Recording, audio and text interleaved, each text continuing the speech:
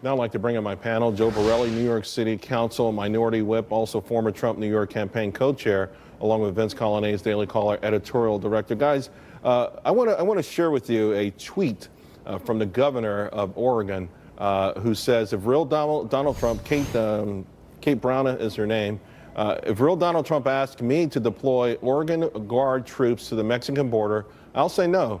As commander of Oregon's Guard, I'm deeply troubled by Trump's plan to militarize our border after historic lows in illegal traffic last year. The numbers are spiking. March numbers up 37% from February, yada, yada, yada, yada. She just goes on and on and on. So, Vince, let me just go to you because, again, we see a local official, whether in this particular case a governor, saying they're going to go against the commander-in-chief of the United States in a job and a right that he has to keep Americans safe in the face of a known and present danger.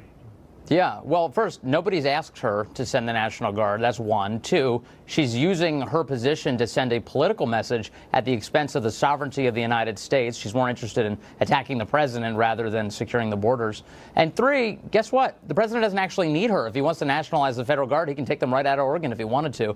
I think this is sort of a sad commentary on where Democrats are specifically on this issue, which is looking for literally any opportunity to go against Donald Trump when we do have clearly a very porous border and one that can be better secured with the use of the Border Patrol, which has, again, been used by the last two presidents of the United States. Both George W. Bush and Barack Obama did the very same thing, sending in the Border Patrol, sending in the National Guard, rather, to support the Border Patrol. You know, Joe, it's also a sad commentary in the fact we don't have the wall. You know, the fentanyl that's coming through, the crime that's coming through, the economic obligations of Americans that are coming through are it's just mind-boggling. So maybe this sends a greater message in addition to providing that security.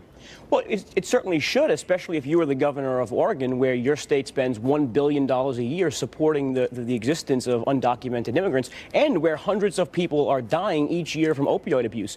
You got to give Democrats credit, as Vince alluded to earlier. They are sticking to the message no matter what the cost. You have National Guard troops. So we give them political credit? Because, I mean, this is not credit for I'm just giving communications credit, you know, for just sticking with the script no matter what the expense. This is something that Obama did. This is something that the Democratic Party once stood for. Janet Napolitano, the governor of Arizona, when she was the governor, she supported Bush's National Guard deployments on the border. Gabby Giffords, Arizona congresswoman, said in a letter, we urge you to deploy the National Guard. They should be armed to defend themselves, going even further than President Trump is here. And yet things have gotten worse, progressively worse, to the point of a crisis. And now they're all pushing back in unity. This is completely personal then against President Trump. It's all about Trump. Yeah. This is a sign, by the way, that Democrats are only interested in demagoguing this issue, not fixing it in any way. Because if they were interested in fixing it, what they'd be really concerned about right now is this notion, oh my God, you're sending the military down to the border? Why are you doing that? Let's stop you from doing that. Yep. How do you fix it? By securing the border, actually building a wall. Well, they could short circuit this. They don't want to. They want to demagogue it. Well, we'll see how that plays out for them because it's not playing out well right now for America. Thank you guys very much. Facebook, in the meantime,